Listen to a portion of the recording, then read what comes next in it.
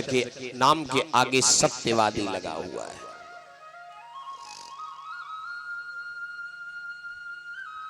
एक दिन की बात है महाराज, राजा इंद्र का सभा लगा हुआ है और राजा इंद्र की सभा में विश्वामित्र ऋषि बैठे हुए हैं। विश्वामित्र बाबा और विश्वामित्र बाबा बैठ करके राजा इंद्र से पूछ रहे हैं जी कि राजन, राज्य का कार्यभार बढ़िया चल रहा है कि नहीं चल रहा है। अभी इंद्र बता रहे हैं जी कि गुरुदेव बहुत बढ़िया चल रहा। उसी समय तब तक देवर्षि नारद जी पहुंचते हैं और देवर्षि नारद जी जाकर के कहते हैं जी कि हे इंद्र, आप जो है यहाँ उर्वशी रंभा मेनका के नृत्य में लगे हुए हो, लेकिन मृतलोक पर एक सुंदर नगरी है जिस नगरी का नाम है अयोध्या नगरी। कौन सी नगरी है? अयोध्या नगरी। वहां एक जो है राजा है, उनके नाम के आगे सत्य लगा हुआ है और आज तक जो है आप इंद्र ही बने रहे।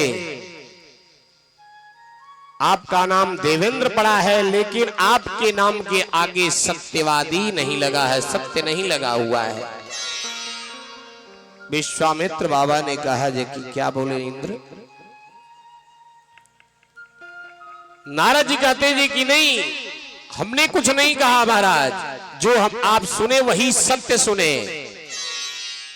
इंद्र ने कहा जी कि हो सकता है जी कि हमको तो जो है जो राज मिला उसी में हम मग्न हैं, हमको इससे बेसी कुछ नहीं चाहिए। हमको जो है सत्यवादी नहीं बनना है, जो हम प्राप्त कर लिए वही हमारे लिए बढ़िया है। विश्वामित्र बाबा ने कहा जी कि नारद एक बार तक थोड़ा और बता दो, क्या आपने बता दिया है? नारद जी ने कहा जी कि गुरुदेव, जो आप सुने हैं वही सत्य है जे कि मृतलोक पर एक सुंदर नगरी है अयोध्या नगरी। वहां एक राजा है जिनका नाम है सत्यवादी राजा हरिश्चंद्र। और सत्य जैसे उनके नाम के आगे सत्यवादी लगा हुआ है, वैसे ही वो सत्यवादी है।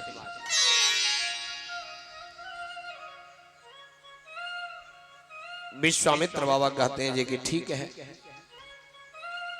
जी कि हम भी देखते हैं कैसे ये सत्यवादी हैं। जी कि हे नारद, आज से 7 दिन का मैं आपको समय देता हूं। जी कि अगर वो राजा हैं तो उन्हें जो है डोम के हाथ अगर नहीं मैं बिकवा दिया तो मैं भी विश्वामित्र नहीं हूं। प्रण इन्होंने कर लिया। नारद जी कहते हैं जी कि गुरुदेव, अब आपको जो करना है वो करिए, लेकिन जो हमने देखा है सुना है आकर के मैं कह रहा हूं, हमारा काम है बताना। और 3 लोग 14 भुवन का भ्रमण करना और सबके दुख और सुख को समझना और सबसे बताना, वही हमारा कार्य है। ये कि अब तो नारद जी चलते हैं यहां से महाराज, आप जानिए और आपका काम जाने। लेकिन इधर महाराज राजा हरिश्चंद्र अपने प्रजा को एक पुत्र के समान देखा करते थे। राजा हरिश्चंद्र के एक पुत्र हैं जिनका नाम है रोहित। जिस तरह से रोहित को देखते थे उसी तरह से अपनी प्रजा को भी देखते थे महाराज। राजा हरिश्चंद्र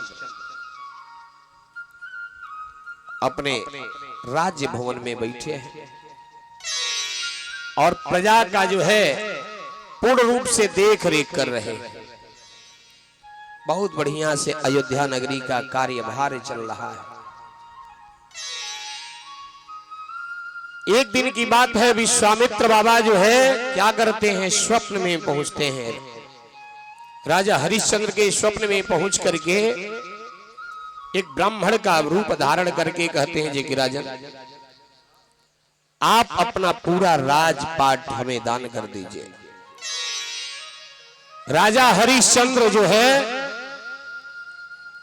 स्वप्न में ही क्या करते हैं, पूरा अपना राज और पाठ उस ब्राह्मण देवता को दे देते। प्रातःकालीन समय होता है, और जब प्रातःकालीन समय होता है ना महाराज, राजा हरिश्चंद्र की पत्नी का नाम है तारामती, कहीं कहीं सभ्या भी नाम बताया गया। राजा हरिश्चंद्र अपनी धर्मपत्नी से कहते हैं कि हे देवी, रात्रि में हमने क्या किया, स्वप्न देखा और स्वप्न में ही हमने अपना पूरा राजपाट दान कर दिया। रानी तारामती कहती है कि क्या हो गया, दान कर दिए। स्वप्न कभी कभी झूठा भी होता है, ये कि स्वप्न में नहीं आना चाहिए। जैसे ये कहती है स्वप्न झूठा होता है, विश्वामित्र बाबा उसी रूप में, जिस रूप में रात्रि में स्वप्न में दान लिए थे महाराज, उसी रूप में पहुंच जाते हैं। प्रेम शोले भक्ति और भगवान की जय। कहते हैं राजन, जो आपने रात्रि में दान किया था स्वप्न में, वही मैं ब्राह्मण हूं, पहचान रहे हैं ना। राजा हरिश्चंद्र ने कहा जी कि गुरुदेव हम आपको पहचान रहे हैं, आप वही ब्राह्मण हैं जो आपने संकल्प कराया था, हमने आपको दान दे दिया। विश्वामित्र बाबा कहते हैं जी जब आप दान दे दिए हैं तो दान के बाद दक्षिणा लगता है, आप हमें दक्षिणा भी दे दीजिए और हमारे जो राज्य में आप रह रहे हैं इस राज्य को छोड़ के जाइए, क्योंकि आपने क्या किया है, राज और पाट पूरा दान कर दिया है। राजा हरिश्चंद्र कहते हैं महाराज ये कि हमने दान तो किया है, ठीक है, लेकिन ये बताइए कितना दक्षिणा आपका हुआ। विश्वामित्र बाबा कहते हैं जी कि राजा 60 भर सोना हुआ जो आप हमें दे दीजिए।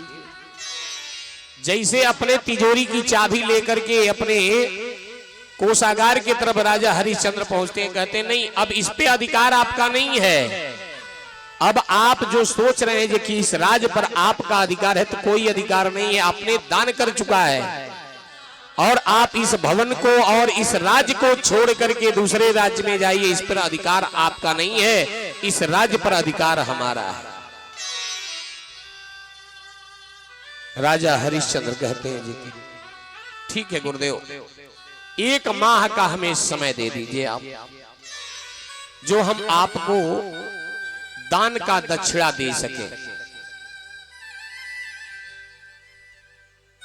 और महाराज 1 माह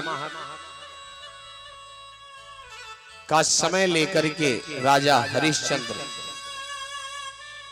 6 वर्ष का बालक है, जिस बालक का नाम रोहित है, अपने धर्मपत्नी के साथ निकलते हैं राजा हरिश्चंद्र। भवन से बाहर जाने के बाद सरजू मैया के तट पर जाते हैं। ये कहते हैं मैया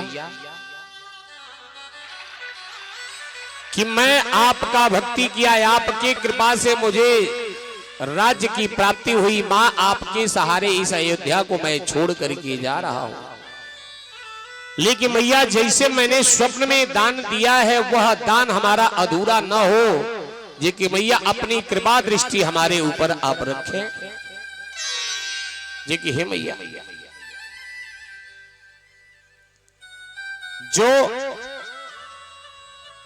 हमने दक्षिणा के लिए ब्राह्मण देवता को 1 माह का समय दिया है, ये कि मैया वह जो हमारी प्रतिज्ञा है वह पूर्ण हो जाए, जे कि हे मां आप ही की कृपा हमारे ऊपर बनी रहे। और सरजू मैया का प्रणाम करके तीनों प्राणी निकल जाते हैं।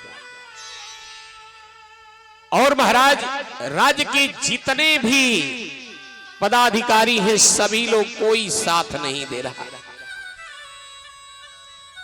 और जब कोई साथ नहीं दे रहा है, 6 वर्ष का बालक है जिसका नाम है रोहित,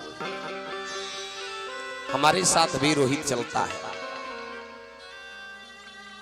प्रेम से भक्ति और भगवान की जय।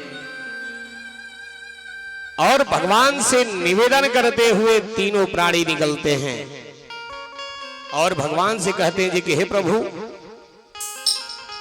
जी कि जैसे आपने हमें अभी तक दान करने के लिए हमारे मन में कोई भी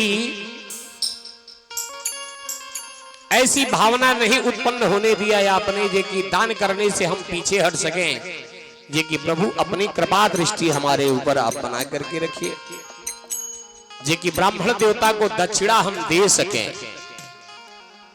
और यह कहते हुए तीनों प्राणी महाराज निकलते हैं और भगवान से निवेदन करते हुए निकलते हैं।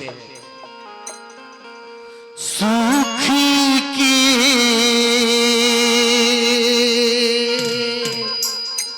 सब साथी दुख में ना कोई,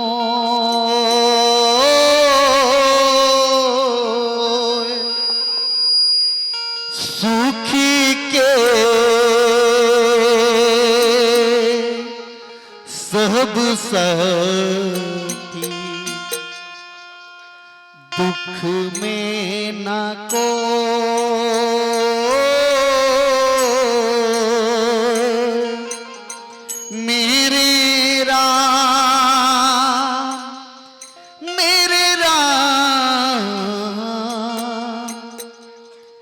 तेरा नाम एक साचा दूजा न को,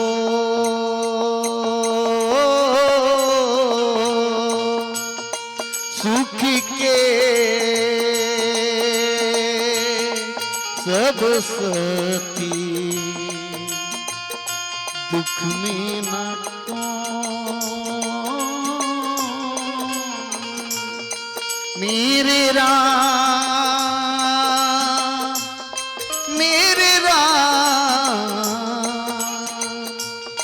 तेरा नाम एक साचा दूजा न को।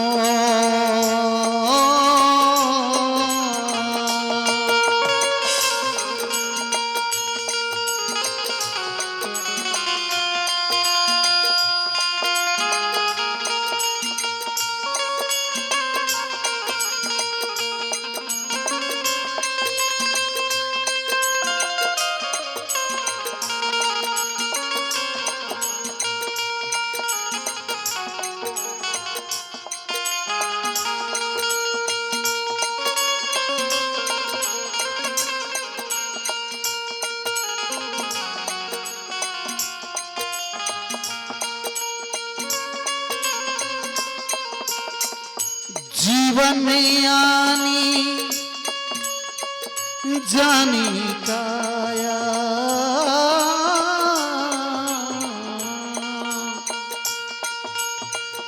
झूठी जग की झूठी माया,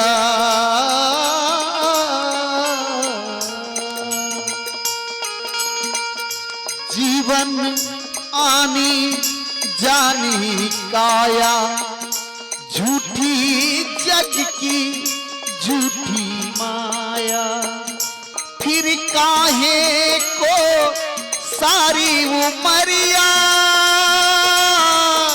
फिर काहे को सारी उमरिया, पाप की गठरी ढो, सुख के सब साथी दुख में न को, मेरे राम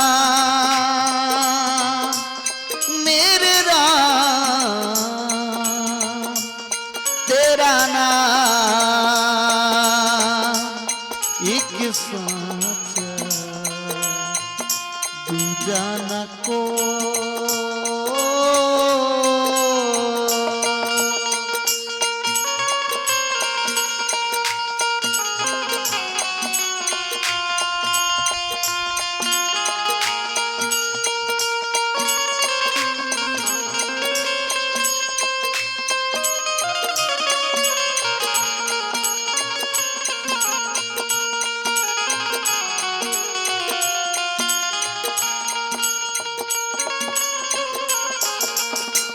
ना कुछ तेरा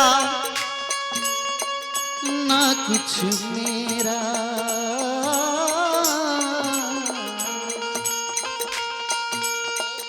ए जग जोगी वाला फेरा,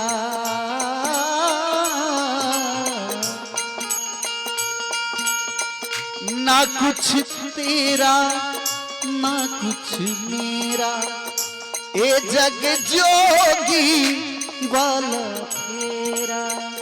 राजा हो या रंग सभी का, राजा हो या रंग सभी का, अंत ये कैसा हो। सुख के सब साथी दुख में न को,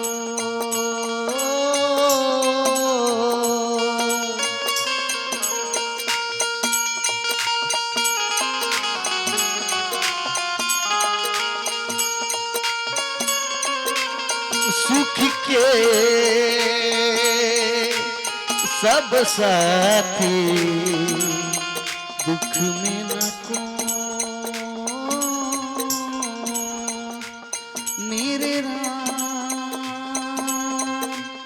मेरे राम तेरा नाम एक साचा दूजा न को। प्रेम से भक्ति और भगवान की जय। तीनों प्राणी महाराज राजा हरिश्चंद्र, तारामती, बाबू रोहित, तीनों लोग काशी नगरी पहुंचते हैं। और जब काशी नगरी पहुंचते हैं महाराज, धीरे धीरे 15 दिन बीत जाता है। और जब 15 दिन बीत जाता है, राजा हरिश्चंद्र 60 भर सोने की मुद्रा के लिए महाराज क्या करते हैं, परिश्रम करने के लिए बाजार में खड़े होते हैं और सबसे कहते हैं कि भाई अगर हमारे लायक कोई कार्य हो तो आप लोग दे दीजिए, जिससे आप लोगों के वहां कार्य करके मैं कुछ धन एकत्रित करके क्या करूं, ब्राह्मण देवता को दान के बाद दक्षिणा देनी है वह दे सके। लेकिन महाराज कोई उनको ले जाता नहीं है। समय आगे बहुत तेजी से बढ़ता है और एक दिन बचता है 1 माह पूरे होने में। विश्वामित्र बाबा पहुंचते, कहते राजन एक दिन बहुत बचा हुआ है, जे कि आपका जो है 29 दिन पूरे हो चुका, जे कि आप जो है अभी दक्षिणा दे नहीं पाए। राजा हरिश्चंद्र कहते हैं जी कि गुरुदेव अभी एक दिन बाकी है ना, अभी 24 घंटे का समय बाकी है, जी कि मैं आपको दक्षिणा जरूर दूंगा। और ये सोचते हुए सोच रहे हैं, जाकर के माई गंगा के तट पर बैठे हैं तीनों प्राणी। राजा हरिश्चंद्र तारामती से कहते हैं जी कि देवी अब हमारे पास कुछ रास्ता दिखाई नहीं दे रहा है, जे कि आप रोहित का ख्याल रखिएगा, जे कि हम क्या करते अपने शरीर को बेच करके उस ब्राह्मण देवता को दक्षिणा दे देते। जो 6 वर्ष का बालक है रोहित कहता है पिताजी आप अगर अपने आप को बिक जाएंगे तो मां को कौन देखेगा, ये कि हमें आप बेच दीजिए, ये कि बेच करके ब्राह्मण देवता को दक्षिणा दे दीजिए। तारामती कहती नहीं पति देवता, आप हमें न, हमारे पुत्र को न बेच करके हमें आप बेच दीजिए और ब्राह्मण देवता को दक्षिणा दे दीजिए। आपस में ये तीनों लोग वार्ता कर रहे हैं, तब तक रात्रि पूरी बीत जाती है। और बाबा विश्वनाथ से कहते हैं कि हे बाबा आपकी नगरी में मैं आया हूं, जो कि आप हमारी लाज रखिएगा बाबा। जे कि अभी तक जो है जैसे आपकी कृपा हमारे परिवार पर बनी रही वैसे ही कृपा आप हमारे इस दुख की घड़ी में बनाए रखिएगा बाबा। ये सोचते हुए प्रातः काल हो जाता है, सभी लोगों का आवागमन चालू हो जाता है।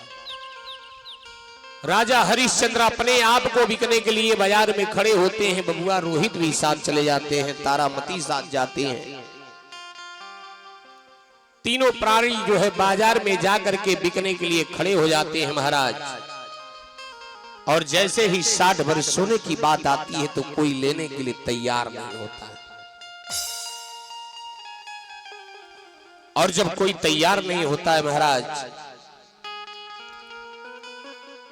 और देखते देखते बाजार धीरे धीरे समाप्ति की तरफ अग्रसर हो जाती है। राजा हरिश्चंद्र सोचते हैं जी कि अब लगता है जी कि हमारा जो प्रण है वो समाप्त हो जाएगा। तब तक जो है भगवान विश्वनाथ की कृपा बरसती है। एक ब्राह्मण देवता कोई साधारण नहीं है महाराज, ये धर्म रूपी है ब्राह्मण। धर्म जो है ब्राह्मण का रूप धारण करके उस बाजार में पहुंचते हैं। कहते हैं भाई आप सुबह से मैं देख रहा हूं कि आप चिंता में पड़े हैं, बताइए क्या चिंता है आपकी है। राजा हरिश्चंद्र कहते हैं महाराज जे कि हम बिकने के लिए आए हैं, कोई खरीदने वाला नहीं है। ब्राह्मण देवता कहते हैं जी कि आपका कितना दाम है बताइए। राजा हरिश्चंद्र कहते हैं जी कि 60 भर सोना मैंने रखा है।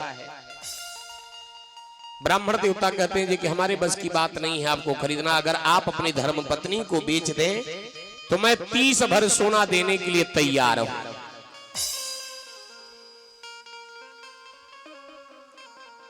राजा हरिश्चंद्र धर्म पत्नी को देखते हैं। तारामती कहती जी पति देवता जी कि अभी तक हम लोग जो है एक साथ रहे, अगर परमात्मा को यही मंजूर है तो आप हमें बेच दीजिए, लेकिन अपने जबान से पीछे मत होइए। तारामती को राजा हरिश्चंद्र ब्राह्मण के हाथों में बेच देते हैं। और जब बेच देते हैं ब्राह्मण देवता कहते हैं जी कि देवी आप हमारे साथ चलिए। और छोटा बालक है 6 वर्ष का, हाय रे विधाता, ऐसा परीक्षा किसी का मत लीजिए। वह बालक अपने माता को देख करके जोर जोर से रोता है।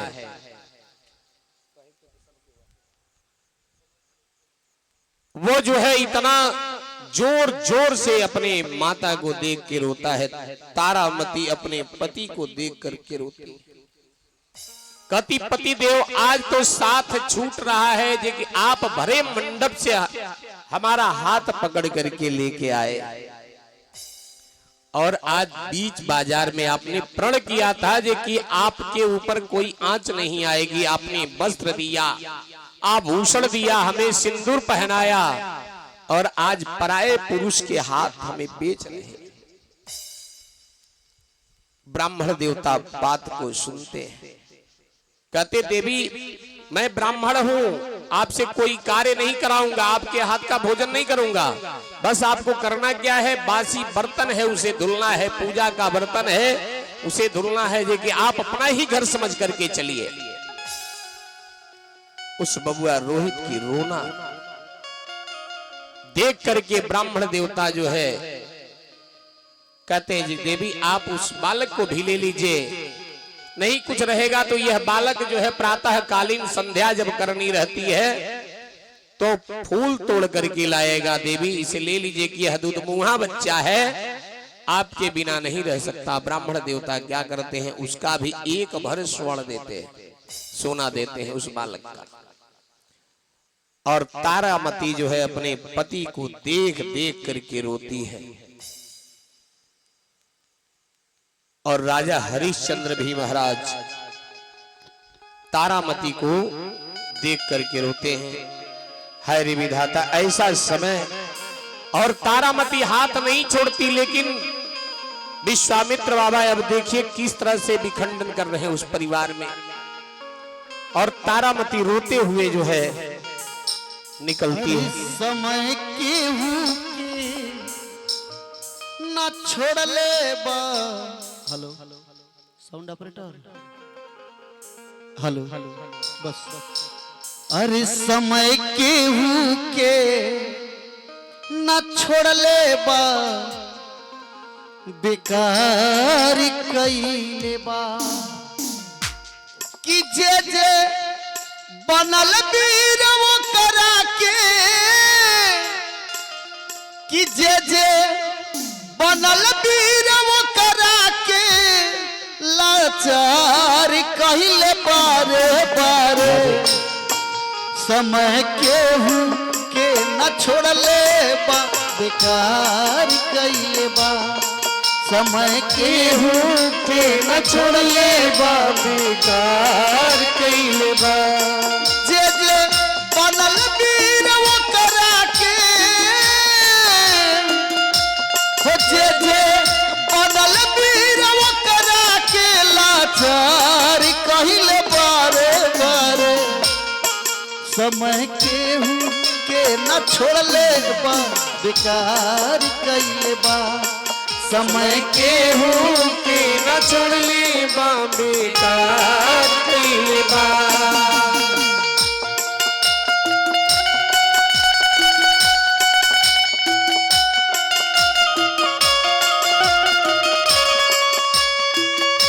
दुख ना ओराता, सहलो न जाता।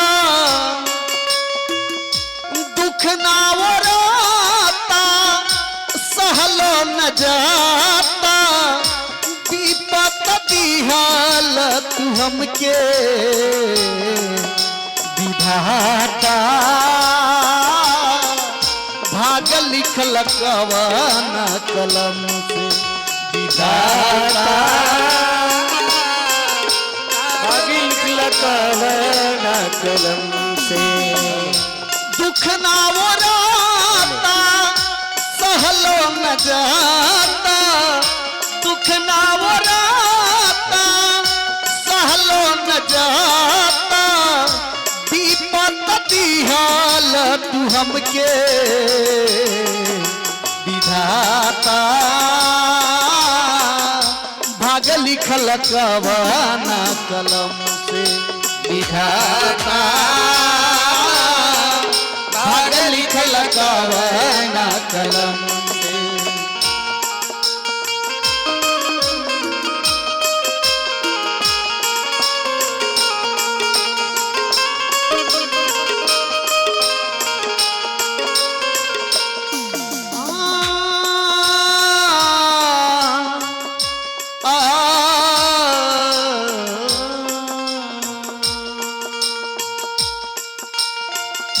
समय के कारण से रहल सुर सारद। समय करावलस भइल महाभारत। समय करावलस भइल महाभारत। समय के कारण से रहल सुर सारद।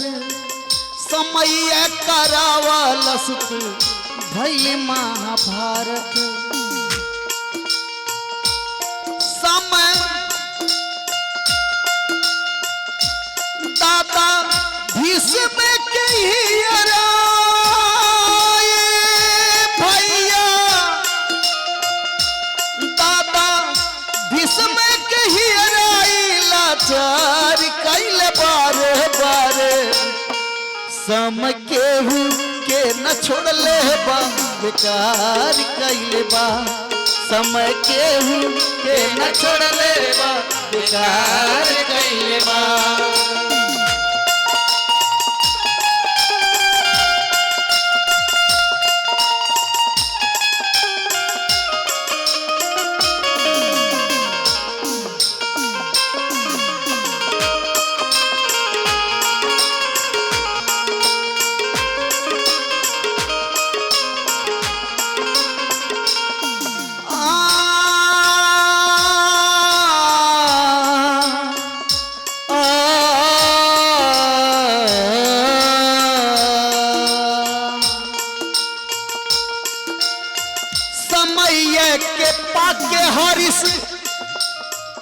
चंद्र भइले दानी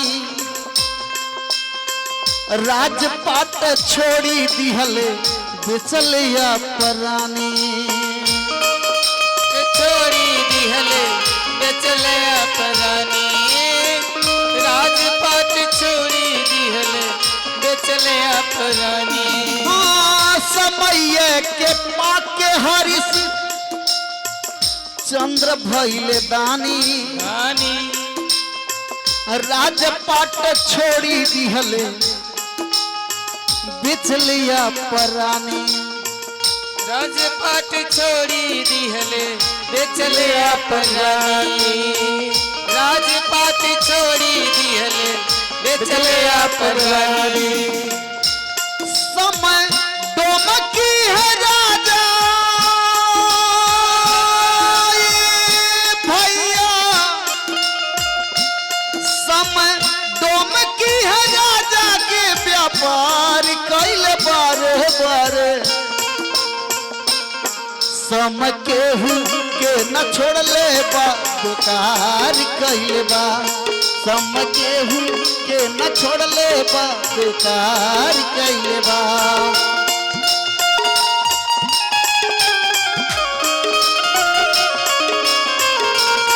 समय केहू के न छोड़ले बा बेकार कैल बा समय केहू के न छोड़ले बा बेकार कैल बा।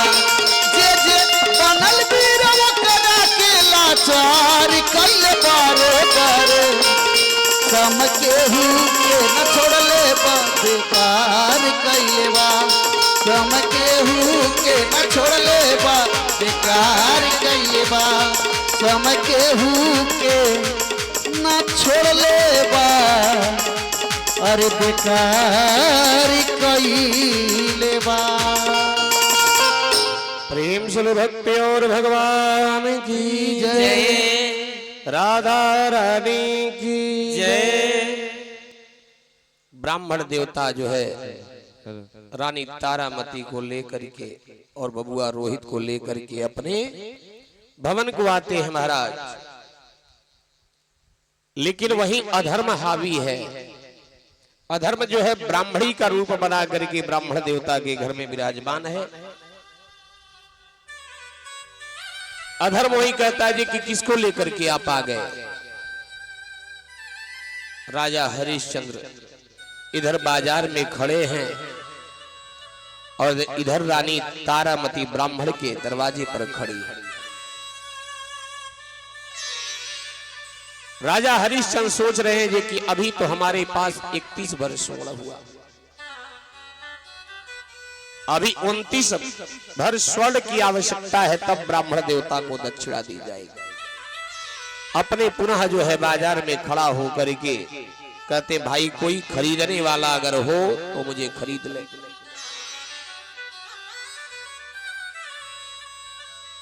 बारंबार चिल्लाते हैं महाराज। धीरे धीरे बाजार बिसर रही थी, समाप्त हो रही थी।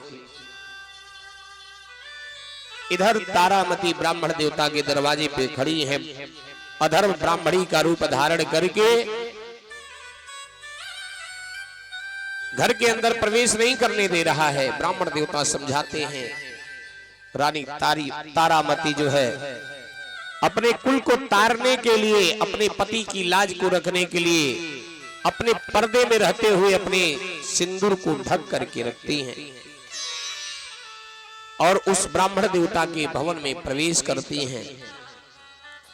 और प्रवेश करने के बाद वह अधर्म रूपी ब्राह्मणी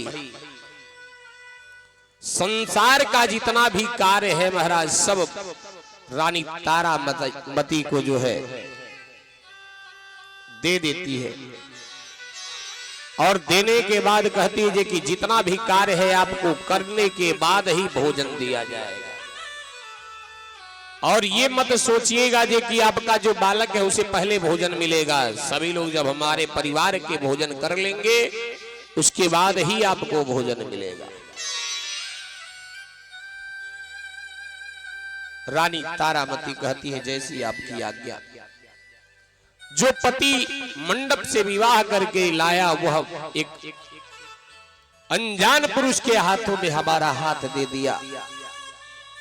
विधाता को यही मंजूर था, विधाता ने वही कराया।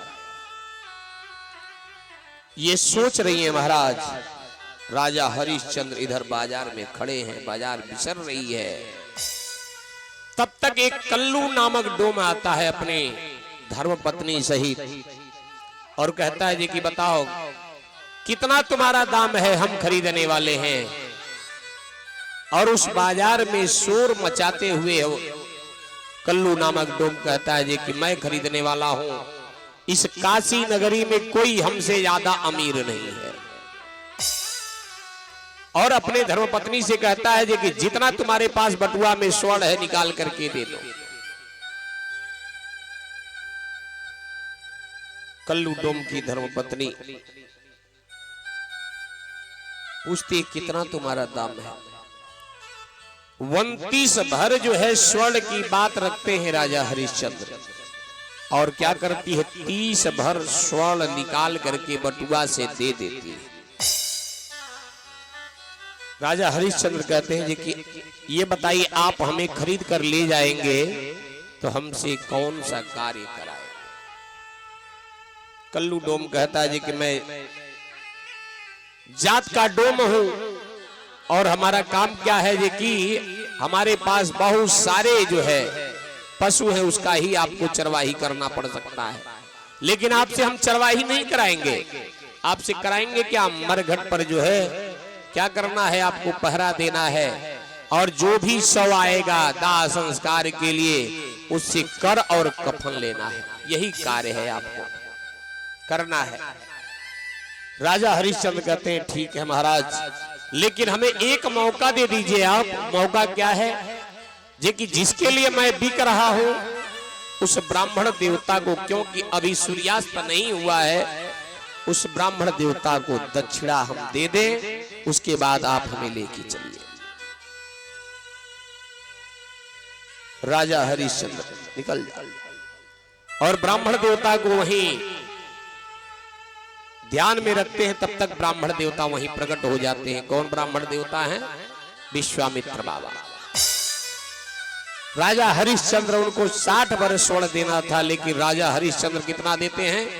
61 भर स्वर्ण। और देने के बाद महाराज वहां से कल्लू डोम के पास आते हैं, कहते हैं महाराज चलिए। कल्लू डोम पूछता ही बताओ तुम्हारा नाम क्या है? पोशाक से रहन सहन से लगते हो जे कि राजा हो। राजा हरिश्चंद्र कहते हैं जी कि हमारे पिताजी हमारा नाम हरिश्चंद्र रखे थे।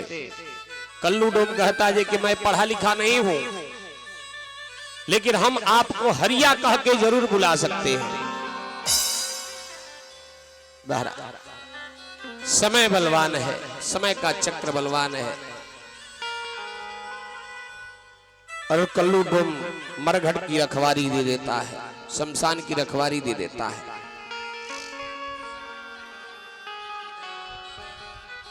राजा हरिश्चंद्र वहां रहते हैं और पहरा देते हैं। जो भी सौदाह करने के लिए लोग आते हैं सबको कहते हैं जी कि जो भी यहाँ आया है उसे कर और कफन देना, उसके बाद ही चिता में अग्नि लगाएंगे। समय बलवान है। अब इधर चलते हैं ब्राह्मण देवता के भवन की तरफ। वह 6 वर्षीय बालक है जिसका नाम है रोहित। रोहित भोर का समय है और भोर के समय में फूल लोढ़ने के लिए निकलता है पुष्प वाटिका की तरफ। विश्वामित्र बाबा दक्षिणा पा जाते हैं, लेकिन कहते अभी मैं चैन से आपको रहने नहीं दूंगा।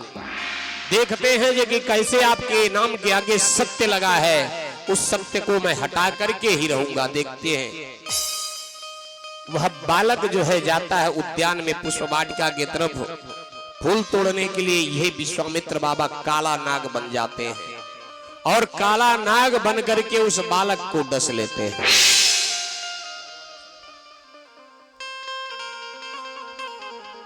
और जब डस लेते हैं महाराज, उस बालक की मृत्यु वहीं हो जाती है। भोर के समय में मृत्यु हुआ है बालक का, लेकिन कोई देखा नहीं है। बालक जो है गाज फेंक करके मर गया है। उसके पैर में सर्प का डंक मारना, उसका दांत दिखाई दे रहा है। बच्चे खेलते हुए प्रातःकालीन समय में जाते हैं और जाकर के देखते हैं तो बाबा के घर जो उनका सेवक है वो मरा पड़ा है। जाकर के बाबा से कहते हैं बालक जी कि बाबा आपके घर जो नौकर आया है ना, सेवक आया है ना, वो मर गया, उसे सांप ने काट लिया है। ब्राह्मण देवता जो है कहते हैं जी कि हे देवी, हे पुत्री, आपके बालक को जो है सर्प ने डस लिया है, जाइए आप अपने बालक का दाह संस्कार करिए। लेकिन वहीं अधर्म हावी हो गया। कहा जी कि नहीं, अभी इसे जाना नहीं है, अभी पूरा घर का कार्य करना है। अधर्म क्या करता है, जितना संसार का वस्त्र है महाराज, वह वस्त्र ला करके तारामती के पास रख देता ब्राह्मणी के रूप में, और कहता है जी इसे धुलना है आपको, और भोजन का व्यवस्था कराने के बाद ही आप जो है अपने पुत्र का दाह संस्कार करने के लिए जाएंगे। तारामती पूरा कार्य करती हैं। धीरे धीरे सायंकालीन समय हो जाता है और सायंकालीन समय में उस ब्राह्मण देवता के भवन से बाहर निकलती हैं, रोते हुए निकलती हैं, और जहां बालक मरा पड़ा है उस जगह पे जाती हैं और देख करके खूब जोर जोर से दहाड़ मार करके रोना आरंभ करती है। और इतना जोर जोर से दहाड़ मार करके रोती हैं ये कि उस बालक को अपने हृदय से लगा लेती है। कहती है कि पुत्र, तुम हमारे जीने के सहारा बने थे, पति तो पहले ही 7 बाजार में छोड़ दिए, बेच दिए, आपके सहारे मैं अपना जीवन यापन किया करती थी, आज आप भी साथ छोड़ के चले गए। जे कि अब हम कैसे किस प्रकार से जीवन यापन करें, उतना ही जोर जोर करके रोती हैं। कहे तारा या सुले नजरिया में, बेड़ा पार कैसे लागिए, बेड़ा पार कैसे लागिए, उमरिया में रो रो कहे तारा या सुले नजरिया में, रो रो कहे तारा या सुले नजरिया में, बेड़ा पार कैसे लागिए, बेड़ा पार कैसे लागिए, उमरिया में रो रो कहे तारा या सुले नजरिया में।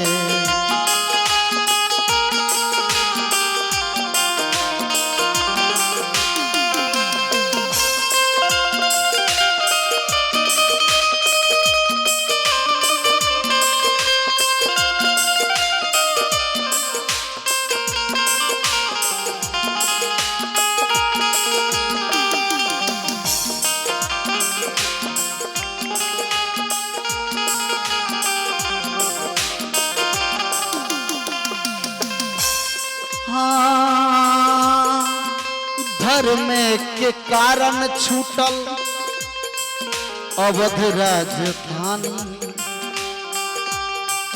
काशी में भी कैलिया के तीनों रे परानी।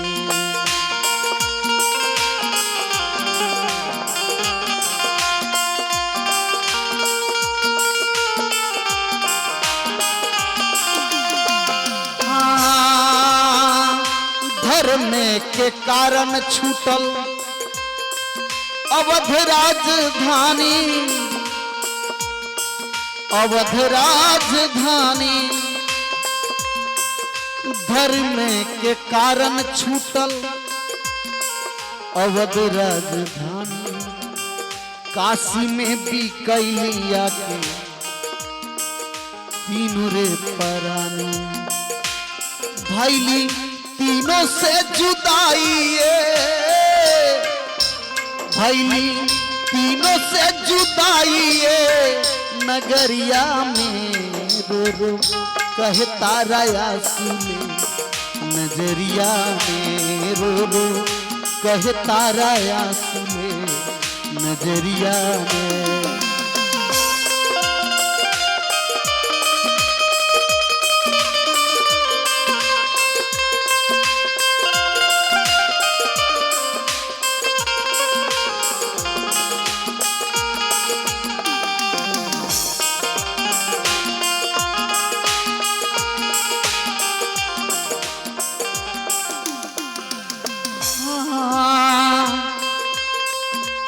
तुम घर जाई राजा भरल गगरिया बनिया करो जरोहित करल नौकरिया।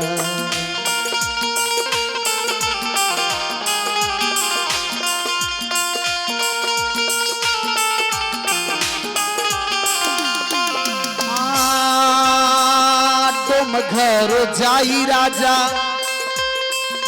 भरल गगरिया भरल गगरिया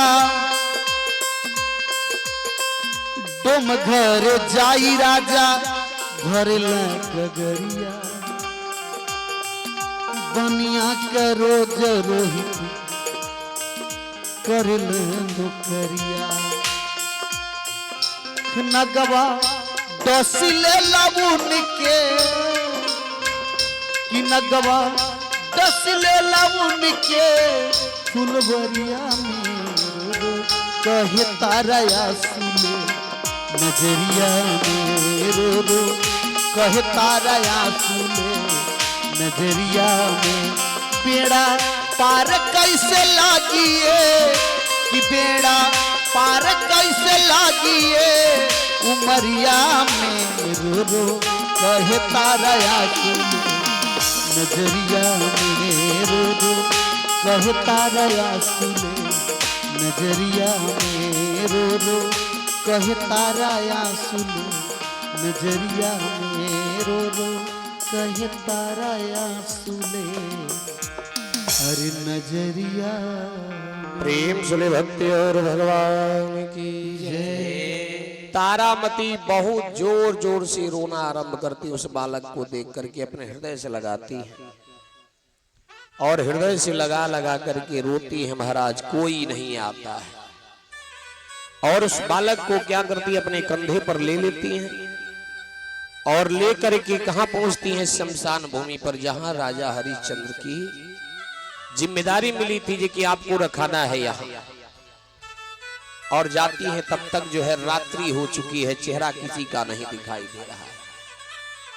ले जाती है शमशान भूमि में और शमशान भूमि में ले जा करके उस शव को लिटा देती है। लिटाने के बाद उस शमशान भूमि में लकड़ी चुनती हैं खोजती हैं जो भी लकड़ी मिलती है उसको एकत्रित करके चिता सजाती है। उस पे सजाने के बाद जो है उस बालक को लिटाती है। तब तक आहट मिल जाती है राजा हरिश्चंद्र को।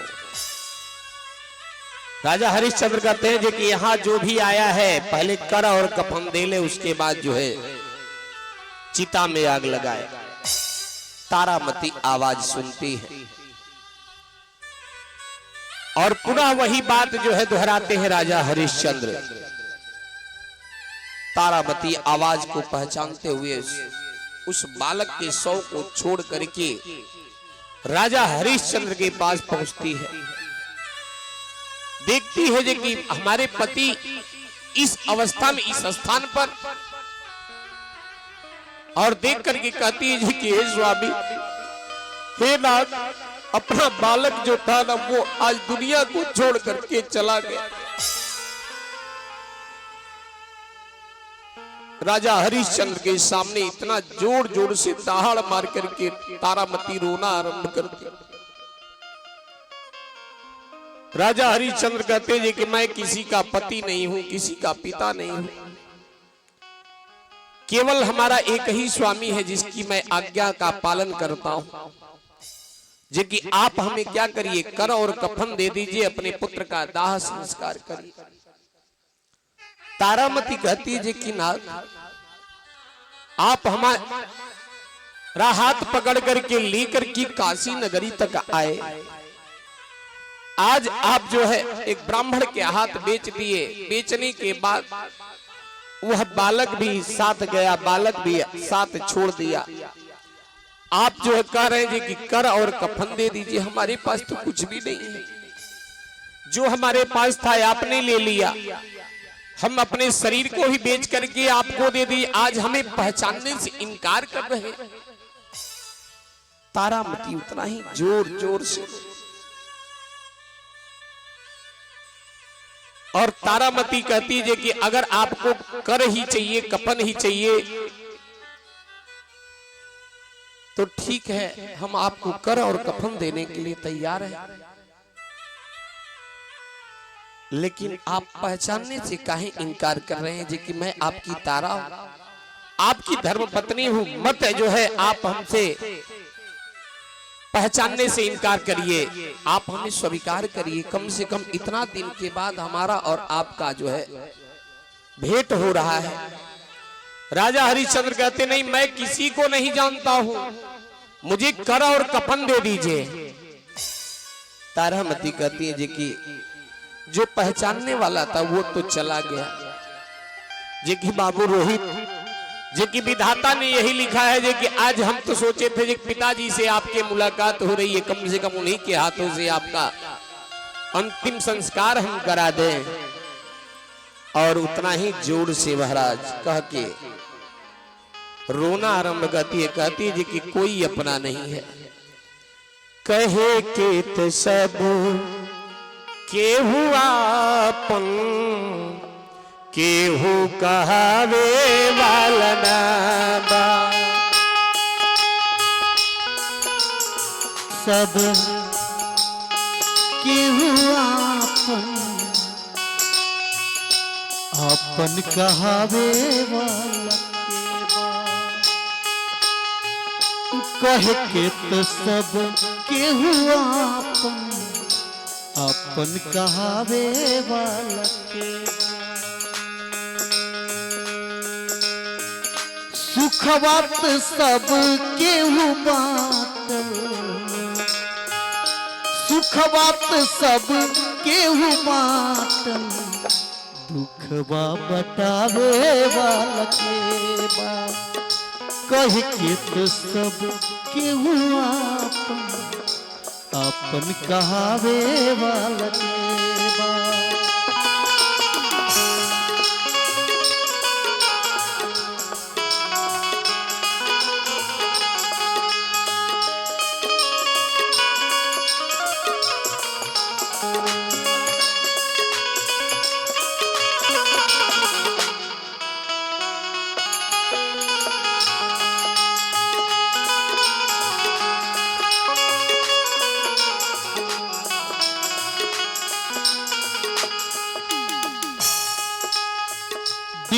देख फैसला जाए के न हो, पत्थरा के जननी